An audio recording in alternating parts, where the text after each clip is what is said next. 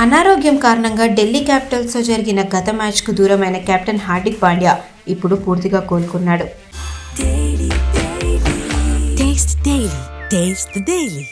ఇవాళ రాజస్థాన్ రాయల్స్తో జరగబోయే పోరుకు అందుబాటులో ఉంటారని ముంబై బౌలింగ్ కోచ్ పరాస్ మామ్రే స్పష్టం చేశారు.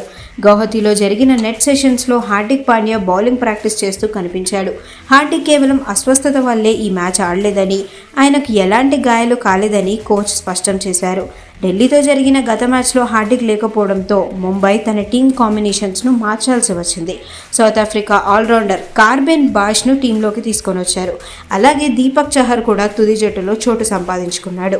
హార్దిక్ అందుబాటులో లేకపోవడం వల్ల టాక్టికల్గా కొన్ని మార్పులు చేశాం.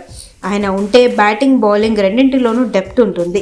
ఇప్పుడు ఆయన తిరిగి రావడం మాకు పెద్ద ప్లస్ పాయింట్ అంటూ మామ్రే స్పష్టం చేశారు. గాయాలనేవి మన నియంత్రణలో ఉండవని, కానీ ఎవరైనా దూరమైనప్పుడు వారి స్థానాన్ని భర్తీ చేసే సత్తా ఉన్న ప్లేయర్స్ తమ దగ్గర ఉన్నారంటూ ఆయన ధీమా వ్యక్తం చేశారు.